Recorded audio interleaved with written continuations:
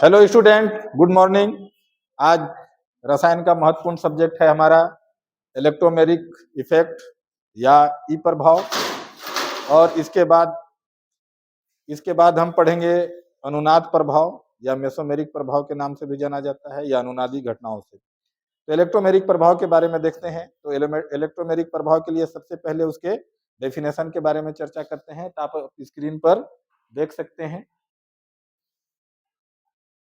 यहाँ देखिए स्क्रीन पर क्या लिखता है कि किसी आक्रमणकारी अभिकर्मक के प्रभाव में किसी सहसंयोजक का द्विबंध या त्रिबंध के पाई इलेक्ट्रॉन का किसी ऋण विद्युतीय तत्व के ओर विस्थापन की जो घटना है, इसी को इलेक्ट्रोमेरिक प्रभाव कहा जाता है। इसे ई प्रभाव के नाम से भी जानते हैं। तो आप परिभाषा को एक बार देख लिए हैं। और यह प्रभाव जो है टोटली अस्थायी है। जब आक्रमणकारी अभिकर्मक हटा दिया जाता है तो यह प्रभाव स्वयं समाप्त हो जाता है।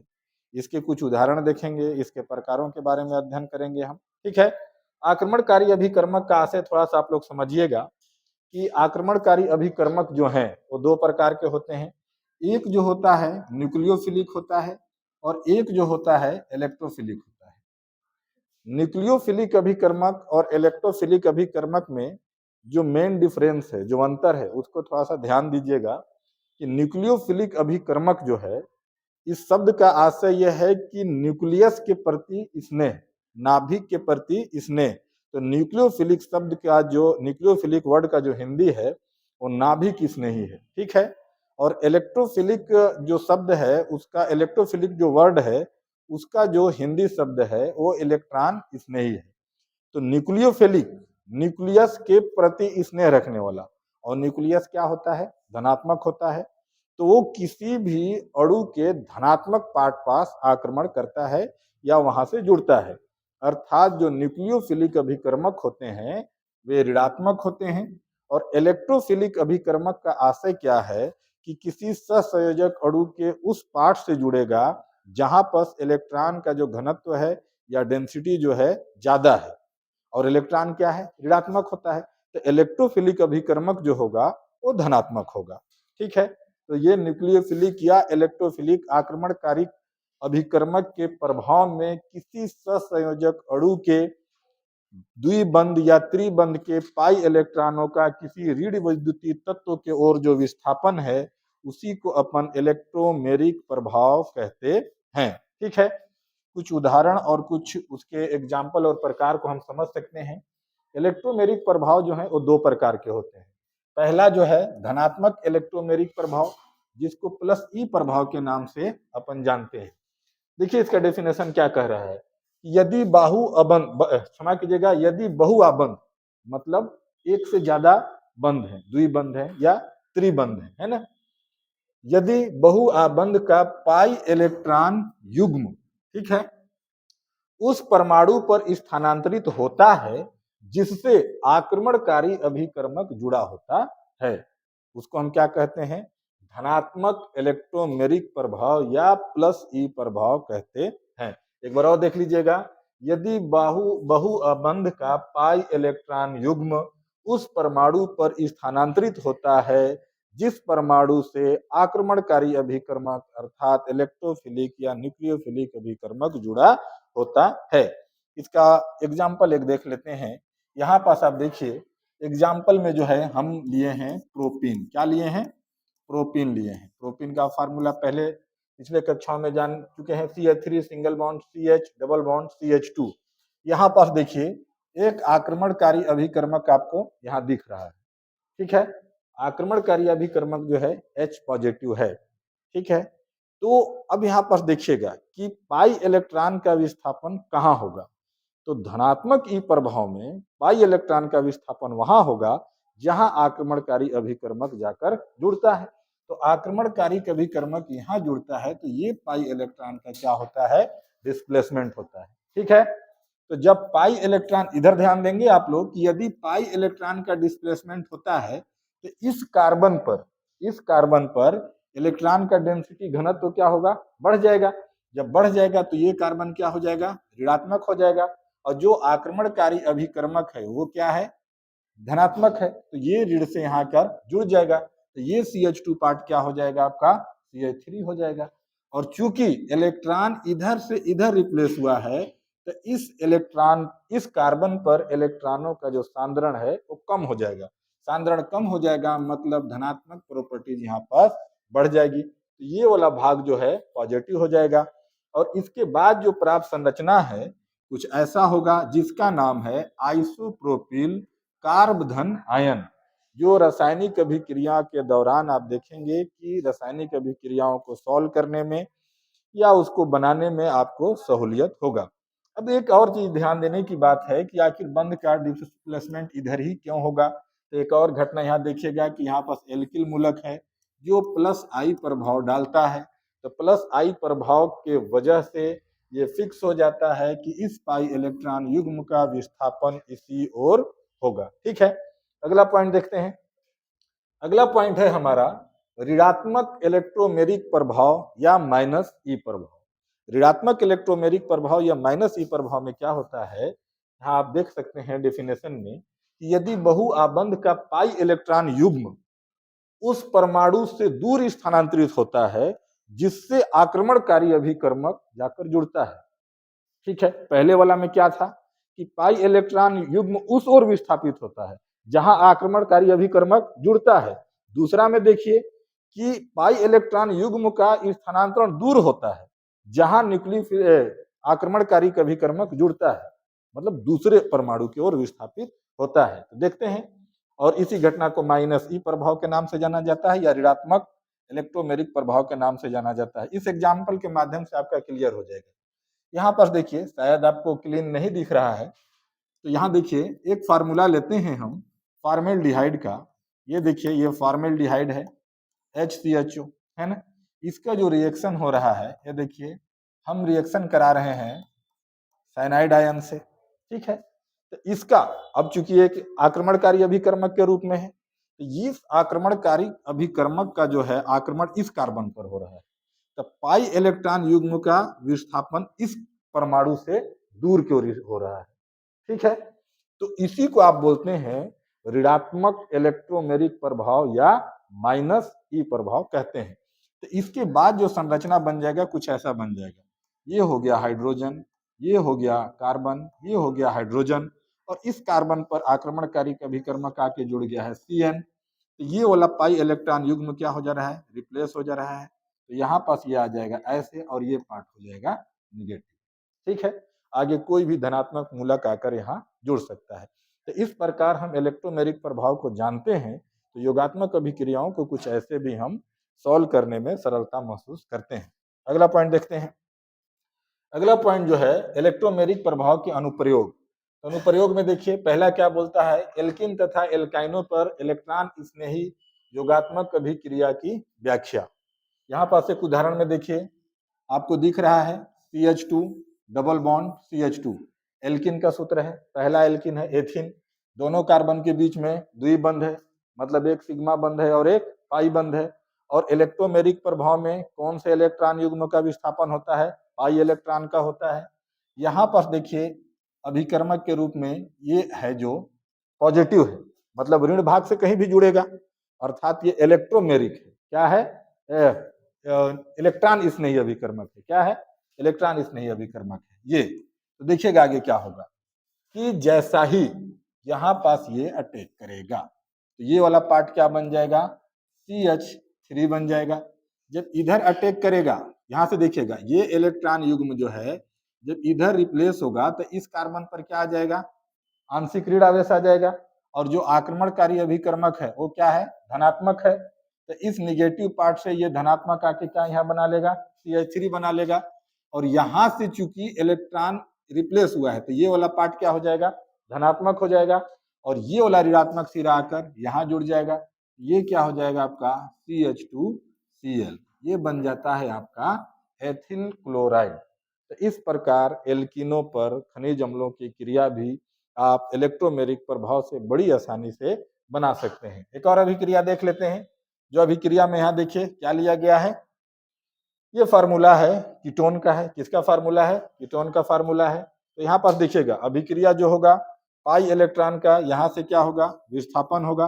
जब पाई इलेक्ट्रॉन का विस्थापन होगा तो किसकी ओर हो रहा है, कार्बन से ऑक्सीजन की ओर हो रहा है। तो ऑक्सीजन पर क्या होगा, इलेक्ट्रॉनों का सांद्रता बढ़ जाएगा, बढ़ जाएगा तो ये वाला पार्ट क्या हो जाएगा, ऋणात्मक हो जाएगा।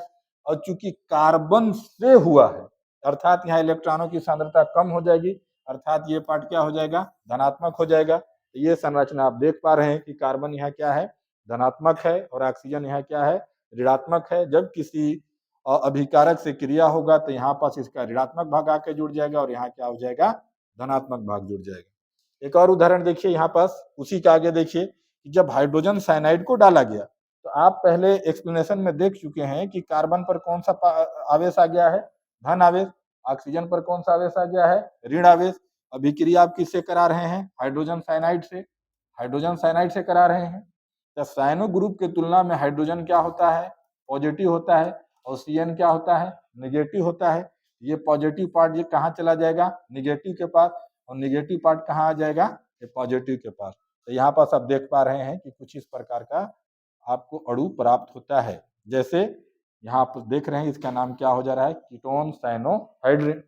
ठीक है, तो ये जो टोटली इलेक्ट्रोमेरिक प्रभाव के अनुप्रयोग है, इसको आप अच्छे से पढ़ेंगे तो निस्संदेह बहुत सारी योगात्मक अभिक्रियाओं को आप सॉल्व करने में सक्सेस हो जाएंगे। उसके बाद देखिए इलेक्ट्रोमेरिक प्रभाव जैसे महत्वपूर्ण बिंदु को इसी वीडियो में अपन खत्म किए हैं। अब इसमें हम देखते हैं अनुनाद या मेसोमेरिक प्रभाव। इसको ध्यान दीजिएगा, पिछली कई कक्षाओं में आप पढ़े हैं। मेसोमेरिक प्रभाव और अनुनाद प्रभाव दोनों एक ही चीज है। माइनर सा अंतर यह है कि पहले इसको मेसोमेरिक प्रभाव से जाना जाता था और उसको डेवलप और किया गया, मतलब और अच्छा बनाया गया। तो मेसोमेरिक प्रभाव या मेसोमेरिक का घटना का जो परिवर्धित रूप है उसी को हम अनुनाद प्रभाव के नाम से जानते हैं। ठीक है, तो सबसे पहले जो हम डेफिनेशन का बात करते हैं तो सबसे पहले डेफिनेशन को हम ध्यान देते हैं। देखिएगा अनुनाद क्या है, अनुनाद क्या है, उसको क्या कहते हैं, थोड़ा सा सोचने का कोशिश कीजिएगा। जब किसी अणु के, ठीक है, जब किसी अणु के सभी प्रेक्षित गुणों की व्याख्या एक संरचना सूत्र से या एक संरचना सूत्र जो सहसंयोजक बंध का सूत्र है उससे व्याख्या संभव नहीं हो तो कई इलेक्ट्रॉनिक संरचनाओं के सूत्रों का हम प्रयोग करते हैं। ठीक है, तो इस घटना को ही क्या बोला जाता है, अनुनाद बोला जाता है। और जब कई संरचना सूत्रों का प्रयोग करते हैं तो उन सूत्रों के सम्मिश्रण को क्या बोला जाता है, अनुनादी संकर कहा जाता है। हूबहू जो पुस्तक में है उसकी परिभाषा आप पढ़कर देखेंगे तो क्या लिखता है, जब किसी अणु के सभी प्रेक्षित गुणों की व्याख्या एक ही संयोजकता बंध सूत्र की सहायता से नहीं किया जा सकता है तब अणु के विभिन्न इलेक्ट्रॉनिक संरचनाओं से उसके अधिकांश गुणों की व्याख्या की जाती है। इन संरचनाओं को अनुनादी या कैनोनिकल संरचनाएं कहते हैं और उक्त संरचनाओं के सम्मिश्रण को अनुनादी संकर कहते हैं तथा इस घटना को अनुनाद कहते हैं। तो अनुनादी संरचनाओं के एक और नाम क्या है, कैनोनिकल संरचनाएं कहते हैं। ठीक है, मतलब क्या है कि इसको सरल शब्दों में समझें कि किसी भी सहसंयोजक अणु या अन्य अणु को व्याख्या करने के लिए, उसके सभी गुणों को व्याख्या करने के लिए उसके एक से अधिक सूत्रों का प्रयोग करते हैं। तो इसी को आप क्या बोलते हैं, अनुनाद बोलते हैं। ऐसी संरचनाओं को अनुनादी संरचना कहते हैं और सारी संरचनाओं के सम्मिश्रण को क्या बोलते हैं, अनुनादी संकर कहते हैं। एक एग्जाम्पल के रूप में देखते हैं, यहाँ पर देखिएगा, यहाँ पर देखिएगा बहुत महत्वपूर्ण है कि यहाँ हम बेंजीन का एक संरचना बनाए हैं। बेंजीन का आप जो मॉलिक्यूलर फार्मूला है आप जानते हैं C6H6 है और इसका जब स्ट्रक्चर बनाते हैं तो कुछ ऐसा आपने बनाया है, कक्षा 11वीं में ऐसा संरचना है इसका। 6 कार्बन है, हर कार्बन पर क्या है, एक हाइड्रोजन है और हर कार्बन पर एक हाइड्रोजन, हर कार्बन पर एक हाइड्रोजन, आपको दिखाई दे रहा है। अगर इसकी संरचना को बनाने के लिए मैं इसको मान लूं पहला कार्बन, इसको मान लूं दूसरा, इसको तीसरा, चौथा, पांचवा और ये छठवां, तो कार्बन की जो संयोजकता है 4 है, मतलब 4 बंध बनाती है। तो अगर मैं एक बंध यहाँ बना देता हूँ और दूसरा बंध यहाँ बना देता हूँ, तीसरा मैं यहाँ बना देता हूँ, ठीक है, तो देखिएगा जो द्विबंध है, मतलब जो पाई बंध है, पहले और दूसरे कार्बन के बीच में है, दूसरे और तीसरे के बीच में नहीं है, तीसरे और चौथे के बीच में है, चौथे और पांचवें के बीच में नहीं है, पांचवें और छठवें के बीच में है, छठवें और पहले के बीच में नहीं है। तो यहाँ पास तो समस्या है। क्या समस्या है, देखिएगा कि द्विबंध की लंबाई, जो इसकी लंबाई है, यहाँ की लंबाई, यहाँ की लंबाई, यहाँ की लंबाई, ये कितनी है 1.34 एंगस्ट्रॉम। और जहाँ सिंगल बंद है वहां पास उसकी लंबाई कितनी है 1.54 एंगस्ट्रॉन।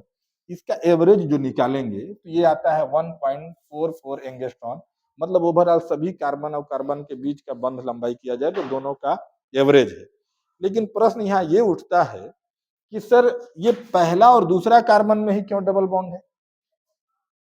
सवाल तो ये उठता है। दूसरा और तीसरा में भी हो सकता है, चौथा और पांचवा में भी हो सकता है, छठवां और पहले में भी हो सकता है। बनाकर अगर देखेंगे तो देखिएगा, एक बार और देख लेते हैं। ये कार्बन, ये कार्बन, ये कार्बन, ये कार्बन, ये कार्बन, ये कार्बन, ये आपका हाइड्रोजन हो गया, ये आपका हाइड्रोजन हो गया, ये आपका हाइड्रोजन हो गया, ये हाइड्रोजन हो गया, ये हाइड्रोजन हो गया। हम नाम दे देते हैं 1 2 3 4 5 और ये 6। पहले हम बनाए थे पहले और दूसरे कार्बन के बीच में, तब भी कार्बन की संयोजकता पूर्ण हुई थी। इस बार हम बनाते हैं दूसरे और तीसरे कार्बन के बीच में, फिर हम बनाते हैं चौथे और पांचवें, फिर हम बनाते हैं छठवें और पहले में। संरचनाएं दोनों सेम है। मतलब बेंजीन के गुणों को व्याख्या करने के लिए आपको उसके दो संरचना सूत्रों का प्रयोग कर रहे हैं। अर्थात ये दोनों संरचनाएं क्या कहलाएंगी? अनुनादी संरचना कहलाएंगी। और इन दोनों संरचनाओं के सम्मिश्रण को हम क्या बोलेंगे? अनुनादी संकर बोलेंगे। अर्थात जो है ये जो बंध है एक तरीके से घूम रहे हैं, तब इस संकर का रूप क्या है? ऐसा बनाया गया है।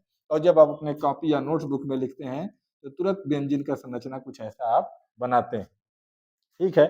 बेंजीन की संरचना का एग्जैक्ट व्याख्या करने के लिए रसायन शास्त्रियों ने बहुत ही मेहनत किया, लेकिन अंतिम सफलता जो प्राप्त किए वो कौन किया?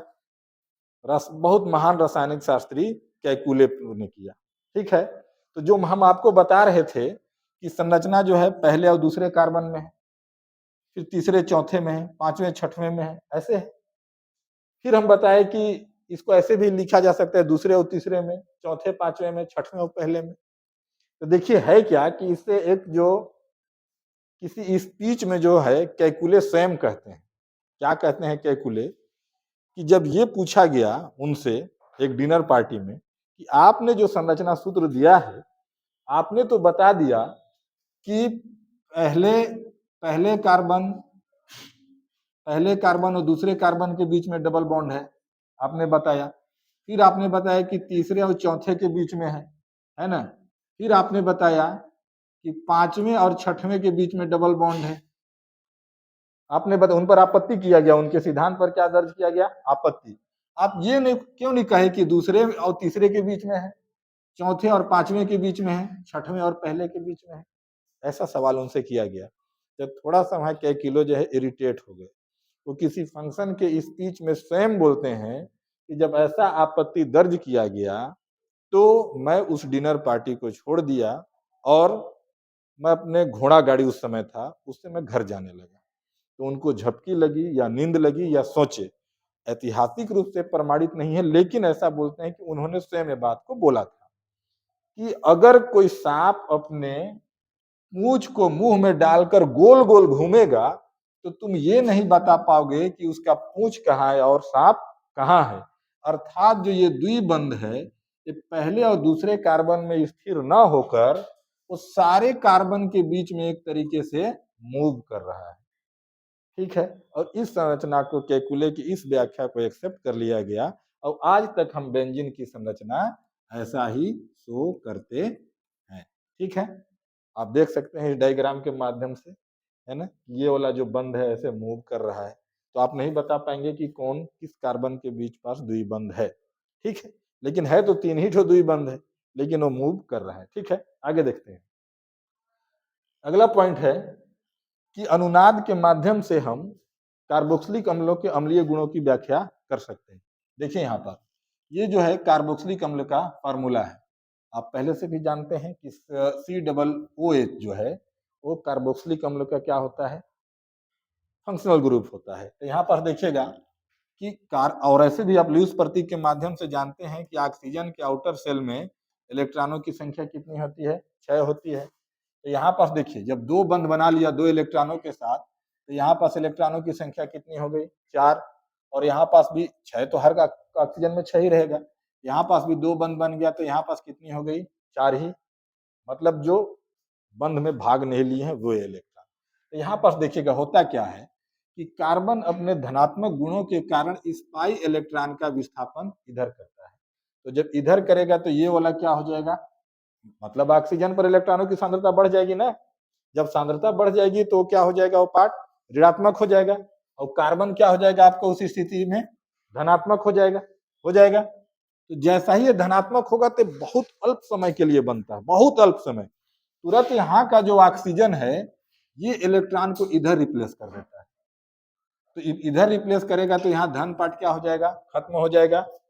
अब चूंकि ऑक्सीजन ने इलेक्ट्रॉन को इधर रिप्लेस कर दिया, मतलब कार्बन की बैलेंसी को कंप्लीट करने के लिए, तो ऑक्सीजन पर क्या पार्ट आ जाएगा, धनात्मक आ जाएगा। अब हाइड्रोजन क्या है, खुद एक धनात्मक परमाणु है, तो धन और धन के बीच में कौन सा बल लगेगा, प्रतिकर्षण बल। तो जब प्रतिकर्षण बल लगेगा तो हाइड्रोजन बड़ी आसानी से क्या हो जाएगा, बाहर निकल जाएगा।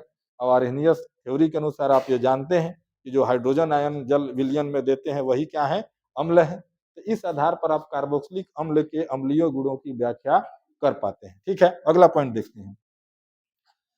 अगला पॉइंट जो है हमारा अनुनाद के लिए जो शर्तें हैं। ठीक है, अनुनाद की शर्तें को आप पढ़ सकते हैं कि अणु के सभी सूत्रों में परमाणु नाभिक एक निश्चित अपरिवर्तनशील व्यवस्था होती है, अंतर केवल इलेक्ट्रॉनिक व्यवस्था में होती है। जैसा आपने बेंजीन में देखा कि कार्बन की जो संख्या है वो फिक्स है और जहां है वहीं है।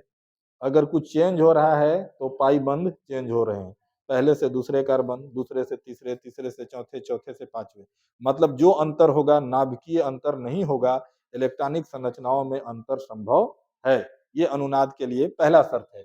दूसरा क्या बोल रहा है कि सभी कैनोनिकल रूपों में अंतर्निहित ऊर्जा लगभग समान होती है। अगर आपने बेंजीन का 2 सूत्र दिखाया तो उनकी ऊर्जा लगभग क्या होगी, समान होगी। कार्बोक्सिलिक अम्ल के अगर आप 2 सूत्र दिखाए तो उनकी ऊर्जा लगभग समान होगी। उसके बाद बोल रहा है कि प्रत्येक कैनोनिकल संरचनाओं में अयुग्मित इलेक्ट्रॉनों की संख्या क्या होती है, समान होती है। यहाँ पर देख सकते अयुग्मित इलेक्ट्रॉन जब जनरली प्रायः युग्मित ही रहते हैं, अयुग्मित यदा कदा कहीं कहीं एग्जाम्पल के रूप में देखे जाते हैं। अगला पॉइंट देखिए, आवेशित संरचनाओं को संकर में योगदान अनावेशित संरचनाओं के तुलना में कम होता है। ऐसी योगदायी संरचनाएं जिनमें सहसंयोजी आबंधों की संख्या अधिक होती है उनका संकर में योगदान कम और सहसंयोजी आबंध वाली योगदायी संरचनाओं से अधिक होती है। ठीक है, आगे देखते हैं। आगे पॉइंट है अनुनाद प्रभाव। जो पीछे की घटनाएं हम पढ़े, क्या पढ़े, अनुनाद का। अब अनुनाद प्रभाव के बारे में देखें। ठीक है, अनुनाद प्रभाव के बारे में देखते हैं है क्या। जब किसी संयुग्मित तंत्र में, है ना, संयुग्मित तंत्र में जिसमें सिग्मा और पाई बंध एकांतर क्रम में हो या पाई बंध अथवा पाई बंध एवं समीप के परमाणु पर उपस्थित इलेक्ट्रॉन युग्म के अन्योन्य क्रिया के कारण अणुओं निम्न व उच्च इलेक्ट्रॉन घनत्व का केंद्र बन जाते हैं, अर्थात धनात्मक और ऋणात्मक आवेश उत्पन्न हो जाते हैं। इस घटना को अनुनाद प्रभाव या मेसोमेरिक प्रभाव कहते हैं और ये जनरली 2 प्रकार के होते हैं। थोड़ा सा इसको समझने का कोशिश कीजिएगा।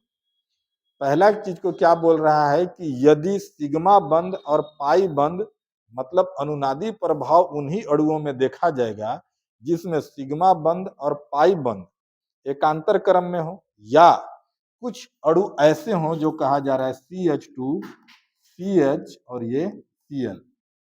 यहाँ पर देखिएगा क्लोरीन के आउटर सेल में कितने इलेक्ट्रॉन होते हैं, 7 होते हैं। तो 7 से तो एक बंध बना लिया है, तो यहाँ पास क्या हो जाएगा, 6 इलेक्ट्रॉन बचेंगे। ठीक है, थोड़ा सा ध्यान दीजिएगा। इसमें संयुग्मित तंत्र जो शब्द किया है उसको हम एक्सप्लेनेशन कर रहे हैं।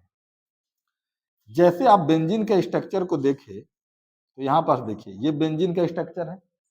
यहाँ पास अगर पाई बंध है तो अगला पाई बंध यहाँ होगा और अगला पाई बंध यहाँ होगा। तो देखिएगा यहाँ क्या है, पाई बंध, और यहाँ क्या है, सिग्मा बंध।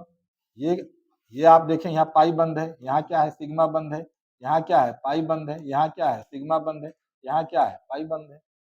तो एक सिग्मा, एक पाई, फिर सिग्मा, फिर पाई, फिर सिग्मा, फिर पाई। तो ऐसे निकाय को क्या बोला जाता है, संयुग्मित निकाय बोला जाता है। क्या बोला जाता है, संयुग्मित निकाय। मतलब किसी भी सहसंयोजक अणु में अगर ऐसी संरचना है एक सिग्मा बंध एक पाई बंध, एक सिग्मा बंध एक पाई बंध, तो ऐसे निकाय को क्या बोलेंगे? संयुग्मित निकाय बोलेंगे। दूसरा संयुग्मित निकाय किसको बोलते हैं?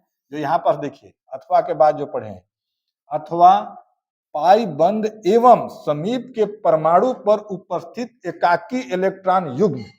तो ये क्या हो गया? ये पाई बंध हो गया इस कार्बन और इस कार्बन के बीच में, और इसके समीप क्या हो गया? एक दूसरा परमाणु हो गया जिसके ऊपर एकाकी इलेक्ट्रॉन युग्म है।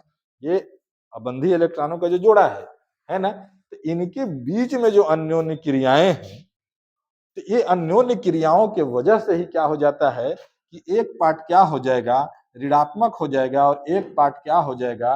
धनात्मक हो जाएगा। अर्थात दो केंद्र बन जाएंगे, एक धन आवेश का और एक ऋण आवेश का। इसी घटना को अनुनाद प्रभाव कहा जाता है या मेसोमेरिक प्रभाव कहा जाता है। शॉर्ट फॉर्म में इसको अनुनाद को अंग्रेजी में रेजोनेंस बोलते हैं, तो आर प्रभाव भी बोला जाता है। मेसोमेरिक प्रभाव की वजह से इसको एम प्रभाव भी कहा जाता है। इसके प्रकार और उदाहरणों के बारे में भी थोड़ा सा हम चर्चा कर लेते हैं। तो देखिए, धनात्मक अनुनाद प्रभाव या प्लस आर प्रभाव या प्लस एम प्रभाव। देखिए इसका क्या डेफिनेशन बोल रहा है कि जब इलेक्ट्रॉन युग्म का विस्थापन किसी परमाणु या समूह से दूर होता है, अर्थात ये द्विबंध इलेक्ट्रॉन प्रदान करते हैं, तो ये प्रभाव प्लस आर या प्लस एम प्रभाव कहलाता है। इसका एग्जाम्पल आप देख सकते हैं स्क्रीन पर, ये देखिए, है ना? यहाँ पर देखेंगे, ये एनिलीन का सबसे अच्छा व्याख्या है। ये एनिलीन का आपका अणु यहाँ देखिए, इसमें होता क्या है देखिएगा। यहाँ पास आप जानते हैं एनिलीन में यहाँ पास नाइट्रोजन के आउटर सेल में इलेक्ट्रॉनों की संख्या कितनी होती है? 5 होती है। इस चीज को जानते हैं। यहाँ पास एनिलीन जो है, एनिलीन का जो बेंजीन रिंग है ऐसे जुड़ा है इस कार्बन से, और 2 हाइड्रोजन जो है ऐसे जुड़े हुए हैं NH2। एमीन का जो फंक्शनल ग्रुप क्या है? NH2 है। तो 5 इलेक्ट्रॉन है, 3 से बंध बना लिया, 1 इलेक्ट्रॉन युग्म है। तो ये इलेक्ट्रॉन युग्म को इस कार्बन की ओर क्या करता है? रिप्लेस करता है। तो इस समय कार्बन पर कितने बंध बन जाएंगे? 5 बंध बन जाएंगे, क्योंकि अगर कार्बन यहाँ पास है तो 1 बंध, 2 बंध, 3 बंध, 4 बंध, और ये इलेक्ट्रॉन रिप्लेस हो जाएगा तो एक और बंध बन जाएगा, तो ये क्या हो जाएगा? 5 बंध हो जाएगा। और कार्बन की संयोजकता कितनी है? 4 ही है। तो यहाँ से एक बंध क्या हो जाता है? रिप्लेस हो जाता है। ठीक है, रिप्लेस होके यहाँ लग जाएगा। तो ये वाला, चूंकि एमीन मूलक से इलेक्ट्रॉन आया है, तो ये क्या हो जाएगा? धनात्मक। और यहाँ पास इलेक्ट्रॉन रिप्लेस पुनः हो गया इसकी 5 से 4 करने के लिए, ये भाग क्या हो गया? ऋणात्मक। तो एक पार्ट क्या बन गया? धन आवेश का केंद्र, और दूसरा पार्ट क्या बन गया? ऋण आवेश का केंद्र। इसी घटना को तो बोला जाता है अनुनाद प्रभाव या मेसोमेरिक प्रभाव। चूंकि मूलक से विस्थापित हो रहा है द्विबंध की ओर, तो इसको बोलते हैं प्लस आर प्रभाव या प्लस एम प्रभाव। ऐसी अभिक्रियाएं रिप्लेस होते रहेगा। तो यहाँ पास आप देख सकते हैं, ये आगे गया, ये आगे गया, तो यहाँ ऋण आ जाएगा, क्योंकि आगे रिप्लेस होगा। फिर आगे रिप्लेस होगा तो आप देख सकते हैं यहाँ ऋण आ जाएगा, और पुनः रिप्लेस होगा तो पुनः ये इलेक्ट्रॉन क्या आ जाएगा? वापस आ जाएगा। तो इस एनिलीन की व्याख्या के लिए आप देख सकते हैं कि इतने सूत्रों का प्रयोग किया गया है। सभी को एक साथ मिलाकर क्या बोलते हैं? अनुनादी संकर बोलते हैं। यहाँ पास आप बड़े गौर से देखेंगे, है ना? जैसे यहाँ पास आ गया, अब यहाँ आएगा तो कौन सा आवेश आ जाएगा? ये बंद आगे बढ़ेगा ना। जैसे यहाँ पास आया तो यहाँ कार्बन का 5 बंद हो जाएगा, तो ये आगे बढ़ेगा फिर। ठीक है, जब ये आगे इधर बढ़ा तो ये क्या हो जाएगा? ये माइनस हो जाएगा, और इधर वाला क्या हो जाएगा? प्लस हो जाएगा। फिर ये आगे बढ़ेगा तो देखिएगा ये वाला पार्ट माइनस हो जाएगा, फिर यहाँ बढ़ेगा तो यहाँ से पुनः ये इलेक्ट्रॉन की ओर रिप्लेस हो जाएगा। और ये आप एनिलीन का संरचना टोटली देख सकते हैं। ठीक है, अगला पॉइंट देखिए। अगला है ऋणात्मक अनुनाद प्रभाव या माइनस आर या माइनस एम प्रभाव। जब इलेक्ट्रॉन युग्म का विस्थापन किसी परमाणु या समूह की ओर होता है, तो यह माइनस आर या माइनस एम प्रभाव कहलाता है। ये देखिए, यहाँ पास आप एग्जाम्पल देख पा रहे हैं। यहाँ देखिए एग्जाम्पल एक है, मैं लिख भी दे रहा हूँ। CH2 double bond CH single bond CH double bond O, और ऑक्सीजन पास इलेक्ट्रॉन जो है 6 हैं, 2 बंध बना लिया है, तो 2 जो लोन पेयर हैं यहाँ मौजूद हैं। यहाँ पर देखेंगे डबल बॉन्ड मतलब पाई बंध, सिग्मा बंध, पाई बंध, तो एकांतर क्रम में है, तो संयुग्मित निकाय हो गया। मतलब यहाँ अनुनाद की घटना होगी। तो अनुनाद की घटना होगी तो देखिएगा ये पाई इलेक्ट्रॉन कहाँ चला जाएगा? यहाँ चला जाएगा। ये वाला पार्ट क्या हो जाएगा? आपका ऋणात्मक हो जाएगा। ठीक है, ठीक है।